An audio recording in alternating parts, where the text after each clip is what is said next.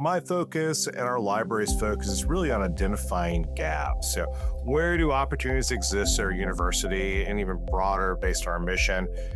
And what are those needs that exist? And what is in our wheelhouse to address those needs?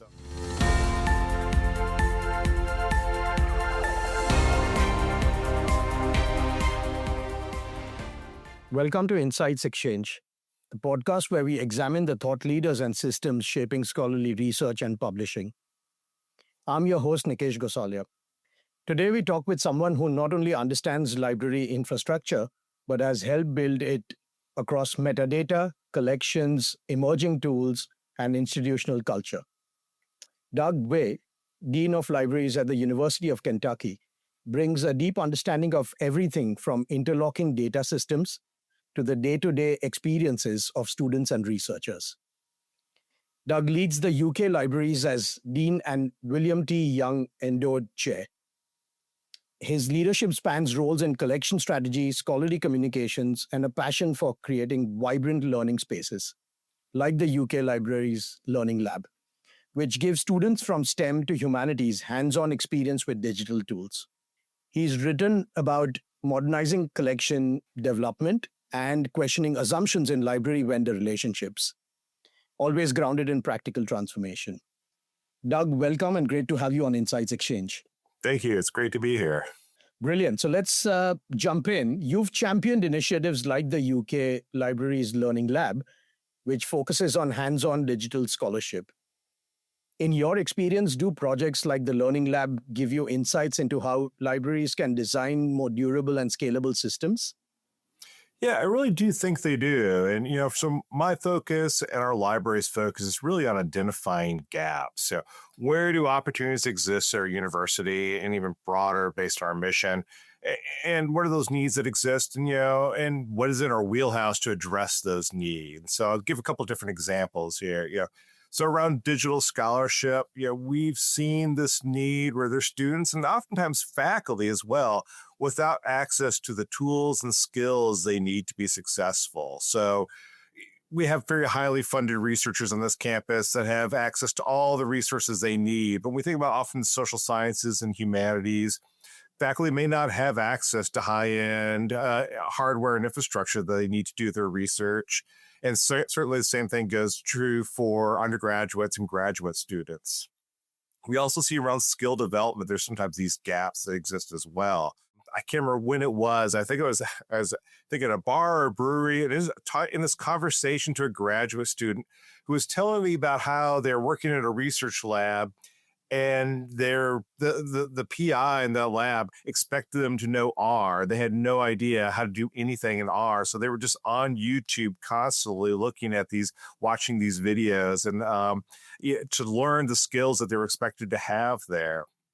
And so we've sort of taken out this sort of initiative to create spaces, provide access to hardware, to bring people together, I call it sort of the connections and collisions that can happen when you have spaces and you bring people together that may not work together, may not even know they could be working together. And then to provide access to skill development. Right now, we're in the middle of the semester offering a series on Python so that students and faculty can learn Python and be able to apply those skills there. And we'd received funding from the university to do a couple-year pilot with this. And now we're in the process. We're going to be hiring a full-time faculty member that's really focused on data analysis and teaching others how to use the tools and skills and apply those things in their research and scholarship. So that's like one example. I think the other example is really around undergraduate research in the humanities. There's lots of undergraduate research opportunities that exist on a campus like the University of Kentucky, but not so much in the humanities. There's just limited opportunities there.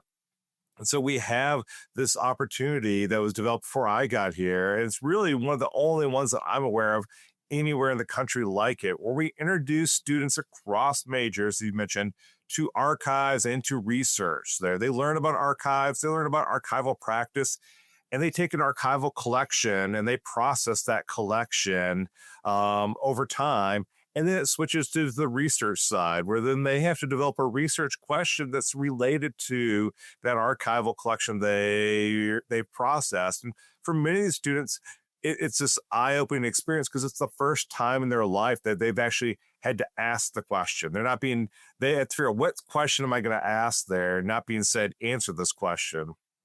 And so they conduct research and then they go off and they present on that research. And it is, for many students, it's just this transformational experience. And again, we're not just talking history majors and English majors. Some of our most successful folks, the students that we've had doing this, have been, in STEM areas there. That idea of STEM plus humanities coming together, I think, is so meaningful. So such an exciting piece. So that's one part of it. I think the second part you talked about, though, is durable and scalable systems. And I think that's hard, because in many cases it requires saying no, and other times it requires winding things down. Librarians, we like to say yes to everything. We always want to say yes. And it's harder to say no to things and to sort of say, we're not going to do this anymore, or we're going to do this perhaps less robustly than we've done it in the past. I think the hard part there is, people have built these things and we said at the time, this is what we need you to focus on. And now that was valuable. We needed that. Now we have to shift you to something else. We need to shift our focus to some other things and say, thank you for your contributions in that area. And now we need to go here because the needs of the university have changed or evolved. Thank you. Thank you for sharing that, Doug. In your writing, you explore efficiency, automation, and the continued evolution of collection development. How do you balance automated workflows with curatorial judgment and inclusivity? Yeah, that's a great question. It's another one of these things that's kind of hard. And so when I think about this, we think about these automated approaches. We're talking about the middle of the bell curve here, and we're really, this understanding that we can't do everything. So when we think about that middle of the bell curve, we think about what I sort of call commodity collections, these things that we're acquiring to generally support teaching, learning, and research. When we think about those things, how I like to frame this is collection development today is really more about access and logistics. How do I get a needed object in the hands of the user as quickly and efficiently as possible? And efficiently can mean all sorts of things, from cost to eliminating all the bumps that are in the way there. And in some ways, what we're doing today is not really a change. That traditional model of this sort of just-in-case collection, where libraries tried to build as comprehensive a collection as possible locally, was trying to do the same thing with the tools that they had at the time. They didn't have electronic collections. They didn't have FedEx. They didn't have UPS to get things in people's hands really quickly. So you built local collections and tried to anticipate what those needs were. Today, technology and modern infrastructures really lessen the need for that type of collecting. So we're able to purchase on demand. We're able to purchase at that point of need. And then we save the curatorial judgment on those margins of the bell curves. And so that might be collections of distinction for us, things that are regional focus, or we know we're the only ones doing that. Or it might be those things where we can't automate selection, things like foreign language materials, musical scores, or those areas where we want to ensure depth. And so for us, one of the things we're focusing on is the university has a variety of research priority areas. For us in Kentucky, where we have a lot of challenges as a state, often focused on healthcare and sort of some of the health areas there. We're also focused on energy and material science. So we're spending extra effort making sure that we have those things for the researchers, because we can remove as many bumps as possible. But sometimes when that grant application's due tonight, they can't wait 4 hours. They need that access immediately. So those are sort of areas that we look at for the acquisition side. And then we also apply that to the description of materials. What do we need to spend more time on a richer description? When do we say good enough is good enough? And where do we apply automated approaches? AI and technology is really, I think, just starting to radically change how we do description, but you still need a person there. We can automate a lot of things, but there's that need for that check and the need to add on to those things. And I think what, these types of tools that we're seeing emerging give us a head start. We're able to do even more. Think about, we have all sorts of series that we have just that we've collected over the years, thousands of technical reports, and all we have is a series title. Well, now we can start with AI tools. Our team is able to actually start to process more of those down to that item record, that item level, so that researchers could discover those things that, frankly, were just sort of hidden for many years. And so it's an exciting time. And we sort of start to think about, again, where do we spend that time and effort? How do we unlock things that we're never able to do before? I think the last part of your question sort of talks about sort of inclusivity. And to me, this is really about how do we ensure access to a wide range of voices, perspectives, and lived experiences of individuals. I always describe a good research library can offend everyone, and we should have things that support everyone. And that what we're able to do in this world where we're to be able to purchase on demand, provide access on demand, is we're able to provide greater points of access than we did before, where before there was sort of limits of space and it just all sorts of restrictions there. That starts to disappear a little bit more in the world that we're living in today, which I think makes our collections even more rich than they were in the past. Absolutely. No, thank you for sharing that, Doug. And while we were talking about automation and you briefly alluded to AI, no conversation these days is forward till you talk about AI. And there are obviously maybe at times extreme views, some who say, yeah, we've been seeing progress, but not enough. Some who say it'll completely change. How do you, one, see the real impact already? And the other is, how far can we go? Yeah, I think we are starting to see real impacts here, and I think there's a spectrum. There are people that are very concerned about AI, concerned about the environmental impacts, concerned about sort of ethical impacts, and what does it do to reading and writing skills there. And those are legitimate concerns, but it's not going away. And so it's for us, it's in terms of collection access, we're thinking about how do we embrace it. I'll use an example. We've been working with the Center for Applied Artificial Intelligence at our university, which is actually in the medical school. It's in the College of Medicine.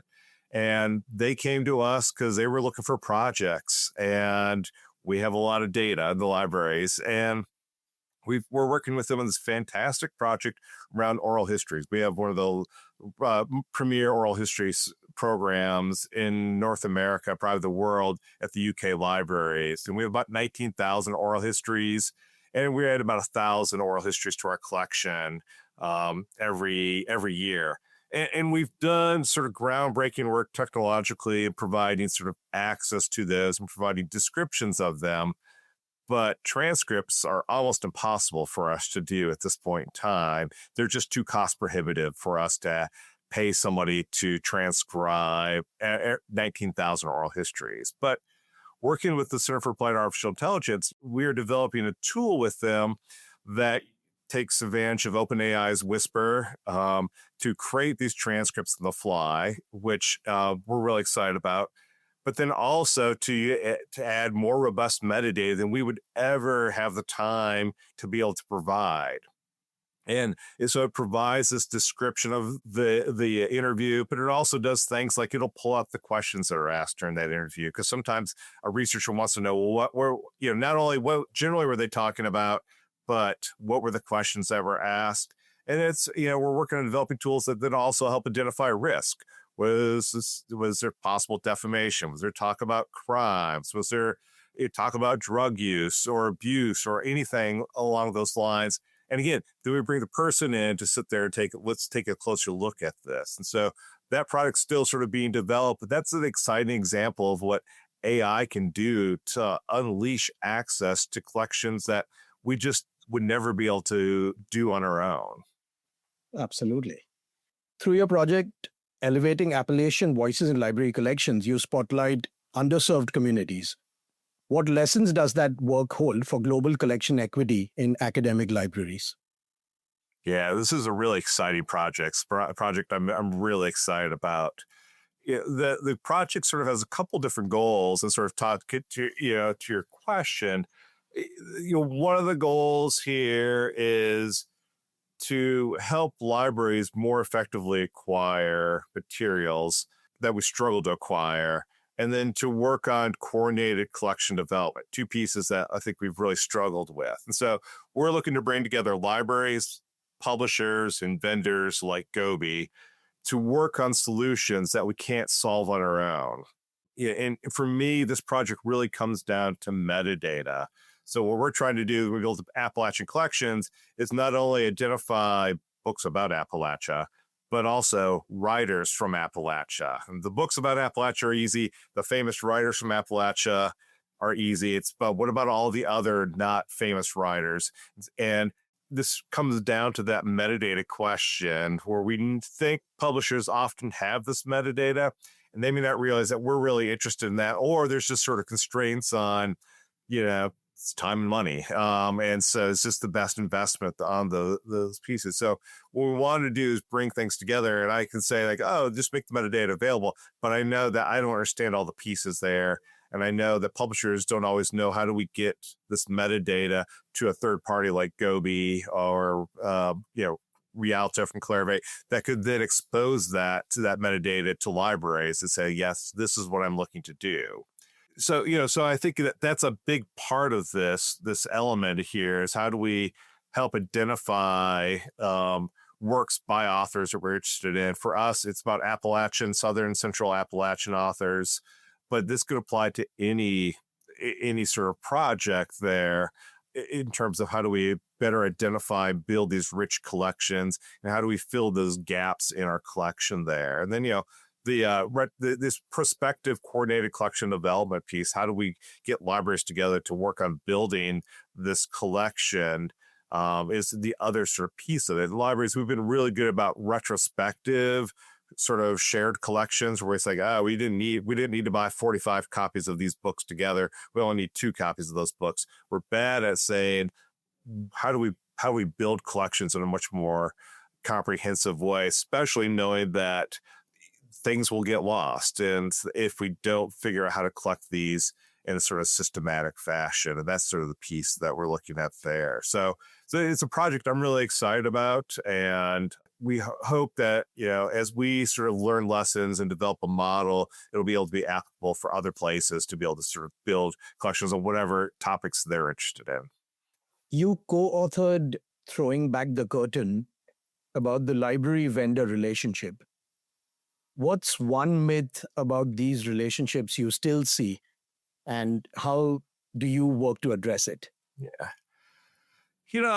I'm not so sure this is as much as a myth, but as it is a misconception. But, I think this idea that I think libraries, we think we understand publishers and vendors, and I think publishers and vendors think they understand libraries. It's sort of like you go to a restaurant and somehow you know how the kitchen works in the restaurant in that same way. And it's just not the case in that way. And, I've had lots of conversations with publishers or vendors and well-meaning, but they're like, well, have you just asked for an increase to your budget? And I'm like, oh, if I'd always thought to ask for more money, that would solve all my problems there. And I think libraries will say, like with publishers, well, it's not that hard to publish a journal. You just need some software and you're good to go. And we don't understand each other in the same ways we think we do. And we're part of the same industry together and we're essential to each other's success. Libraries can't do what we do without publishers. And that's not for-profit publishers and for-profit publishers. We need a good marketplace and a rich marketplace there. So for me, it's really about conversations. I talked about the grant project just a moment ago on Appalachian Collections. That's bringing together publishers. That's bringing together other vendors in conversations. I'm on a lot of publisher advisory boards, and sometimes that's having hard conversations and sort of explaining what we're doing. And it's been funny. I'll hear from some libraries that say, well, we like to keep vendors and publishers at arm's length. And that's just to our own detriment. We have to work together. We have to have conversations. And I think one of the real challenges today is coming out of the feel like we're coming out of the pandemic is having face-to-face conversations. There's something we're having this conversation virtually here, but there's something different about sitting at a table together, and that's that 5 minutes before and the 5 minutes after where you need to learn about who they are as a human being. You need to learn the small pieces there, and it's really about relationships that matter. And so to me, it's about be able to invest in relationships. And I'm at the point now where I do this less. When I was associate university librarian for collections at the University of Wisconsin, I did this a lot more. Now I have a team of people that are far more into it than I am in these ways. But I'm still on different boards, right? Because I feel that's an important piece. And I can't complain about things. It's like if I'm not engaged in those things, just like you can't complain about the government if you didn't vote. So in the same thing, put time, put effort, and put honest conversations, even though sometimes those can be hard and sometimes a little awkward. Most of the time they're not. Most of the time they're fantastic. And so, yeah. Yeah. Talking about publishers and talking about putting time as well, Doug, one question that came to mind while we were just talking is I absolutely love the LinkedIn posts, including the analysis that you do. Uh, I mean, to be perfectly honest, that was my way to know more about you, and I find them fascinating. I share them internally with my team. I spend time reading them because it's not just pure analysis. Of course, you connect the dots. I was just looking at one recently. What was the genesis behind it? I don't know if you were doing it for years, but I have started to notice it now, and they are just fabulous. I mean, yeah, just talk a little bit about it. Yeah. So, in February, Clarivate made this announcement that they were essentially moving out of the book sales business after bringing a lot of libraries onto the Rialto platform. And to give Clarivate credit, they're still selling electronic books, but they are really changing the book marketplace that they were sort of building and growing in that way. And I think it caught a lot of librarians, myself included, by surprise. And I think it generated a lot of hurt and anger among the library community, whether that's well-founded or not. Yeah, it's a different topic there. But Thomas Padilla, who's a librarian, sort of operates in different spaces, he posted something, I think it was on LinkedIn, and he's like, if you go back and look at Clarivate's last quarterly report, they talked about this in that meeting. So I went back and looked at it, and I was like, holy cow, they exactly talked about that. And so I posted some comments and sort of commentary, and I was like, well, someone needs to fill in this gap. And I'm kind of an administrator now, so I just go to meetings, I disappoint people, I look at spreadsheets on a good day. This is a chance for me to play librarian a little bit still and dive into those pieces and I feel like contribute to our profession in a way. I think contribute to sort of the broader pieces there. And so I've been enjoying that. I've got some people that nudge me to sort of take it a step further and start to connect the dots between things.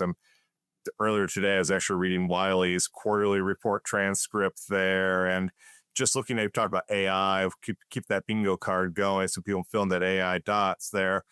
They taught how Wiley sees AI and talks about AI is very different the way Springer Nature talks about it, and really different than how Relics and Elsevier talks about it. And I think that's fascinating. And I don't know what it says about the companies differently. I have some thoughts about it, but so I think that's sort of the next piece of it. But to me, it gets me to sort of see what's going on. And thank goodness my wife is working on her MBA, so I can ask questions of things I don't understand. I try to stay in my lane of if I don't understand something, I'm not going to write about it. And I need someone to help me crosswalk gap to non-gap numbers there, because I don't dare to go down that path there because I'm not to quite understand that well enough. So No, but it's brilliant, Doug, and I have to say this on behalf of just so many people, including my team, that it's fascinating to read the insights, the analysis, how you connect the dots, how you're asking some of the tough questions, and so thank you so much for doing that, and please keep them coming. It's one thing that we all really look forward to, it's, yeah. I appreciate it. I'm a little behind with the start of the academic year. It's about 6 weeks of sort of chaos. It starts to die down a little bit. So I'm playing catch up right now. So Brilliant. Moving on, fragmented systems and siloed platforms remain a challenge. yeah. What practical steps have you found effective in loosening these silos around metadata, repositories, or even platform integrations? Yeah, I'll first I'll say I'm not a technologist, not even close. All my technologists on my team would be nodding along because I'm definitely not a technologist. So, but I sort of think about this locally and globally, and so this is probably very high level here. But I think globally we really have to look at and push for open standards and flexibility, and I think open metadata is a key piece there. I think libraries, we've given away our metadata to organizations that don't always operate in our best interest.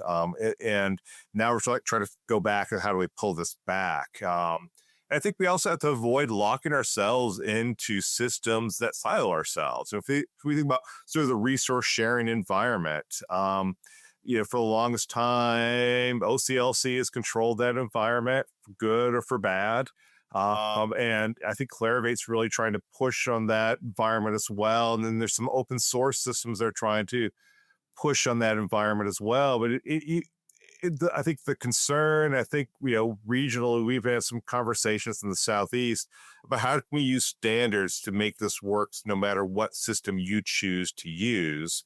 If the marketplace may or may not want to see that happen or not, but I think we really have to work really hard to keep ourselves out of corners. And and sort of closed systems, there's some real advantages of those. They can be really efficient. Whereas if you're not using a closed system, there's a lot of friction that exists there. The bigger picture is that friction better long term versus us getting stuck in a silo there. And so I think that's a piece that I think about. And then when we think about locally, in our organization, we work really hard to try and organize ourselves in ways that sort of encourage cross-organizational collaboration. So we're in this sort of slow shift to more of a matrix organization where we work horizontally. To get people to work horizontally, it's kind of hard. It's often easier if you have that vertical, and I have all the control of all of those pieces in those ways. But, we lose out the long run when that happens. And, for us, we had IT in 5 different silos when I got to University of Kentucky happening there, and good reasons for why that happened, but it created duplication of effort and a lot of inefficiencies there. So we tried to sort of pull back a little bit on those pieces and trying to get us to work horizontally so we don't get stuck internally in the same silos, which again, a lot less friction in them, but long run we lose out. Leading significant changes in a university library can be quite complex. What tactics, in your experience, have you found helpful in rallying staff, faculty, and even technologists around reform efforts? Yes, change is hard. It's always hard. And at large universities, sometimes it happens at multiple levels. And there's some things that are in our control. Sometimes there's things that are out of our control. They're just, and to me, it really comes down to communication. I do think you have to know your organization, realize that one size doesn't fit all, even within an organization. And I think, another key is really around middle management. I can want to do things all day long. We have 125 people that work in my library system. Yeah, I have to lean on my middle management, my associate deans, and then their directors that report to them to help make things happen. And they can make advance things or they can slow things down. So I think that's a key piece, and you have to learn from your mistakes. So I probably made more mistakes around change management than I've got things right. And so I think those are key pieces. But what I look at often when I think about changes is we realize something needs to change, it's where does that change come from? Is it me saying let's lead this? Is it having an associate dean lead it, or is it somebody's having it from the bottom up and saying, can you all charging a group? Can you all work on this piece to figure this out and to provide some pathways forward on that? And so sometimes I could say this is what we should do. But oftentimes I don't know what we should do, and I need people to work on that and sort of think through those pieces. And sometimes bottom up is better than top down.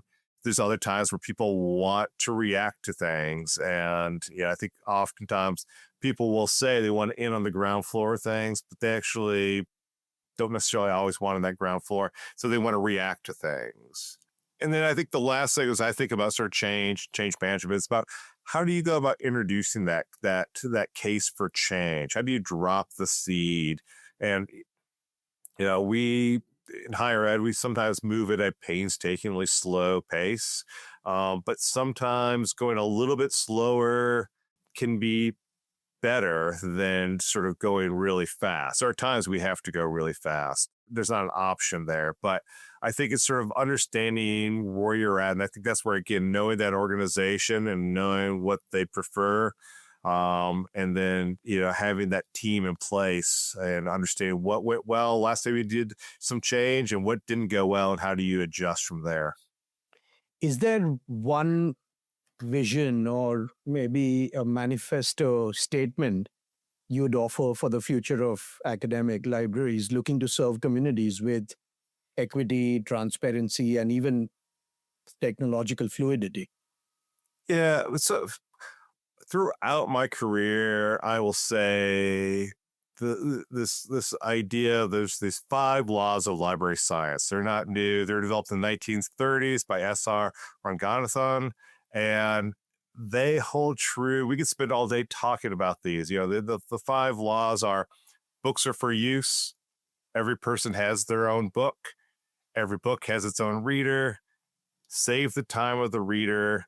And a library is a growing organism. And 1931 is when these were first put in print, and they still hold true today. And then for me, what we really focus on, that 4th one, save the time of the reader. How do we simplify the user experience? It really goes into all the things we think about all the time.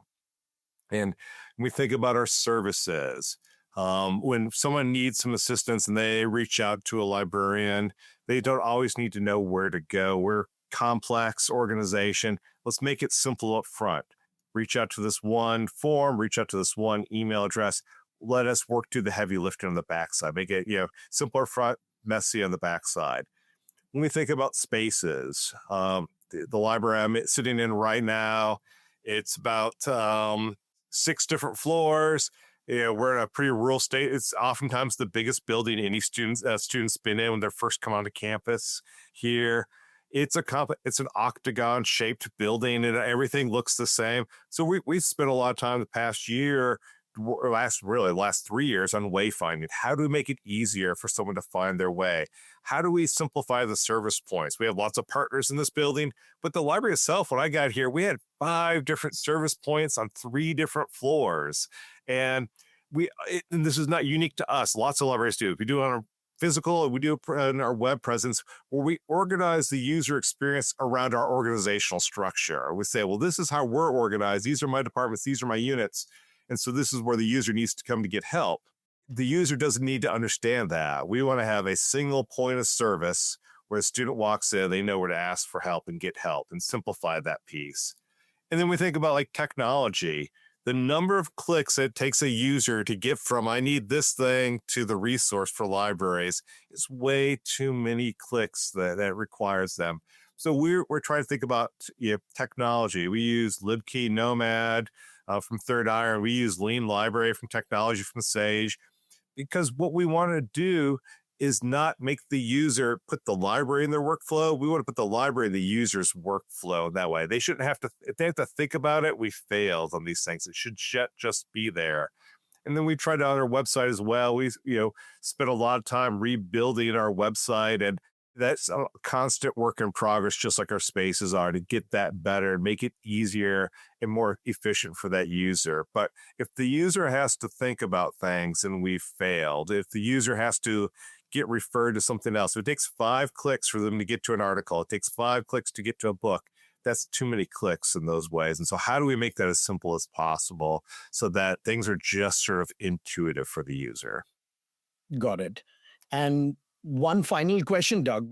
There's just so much change that is happening right now. If you look at all the stakeholders in research, there is funding cuts, there is the use of AI, there is the research integrity issues. Publishers, have their own challenges. So do libraries. So how does one navigate, all of this? I mean, in your experience, have you seen some of this? And so, it's just about giving it time, figuring out one thing at a time, and things start to kind of fall in place. Or do you think this is like an extraordinary time where just too many things are coming together at the same time? And so just any kind of final thoughts on how does one navigate this scenario?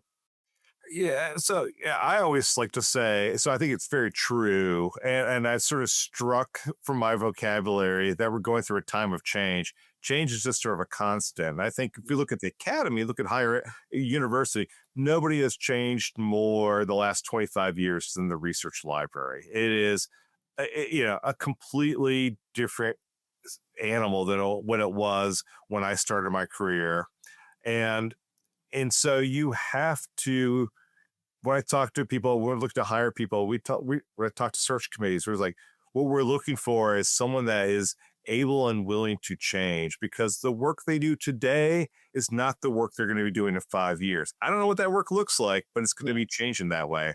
So that we're looking for those pieces. For me, this is what I love about the job. It is that change. I start out every day and with what are the headlines of the national newspapers, what's in the Chronicle of Higher Education, what's in Inside Higher Education, what's in Higher Education Dive, and understanding what's going on. And I sort of carve out time every day to sort of see what those pieces are, so I'm prepared to understand what's happening.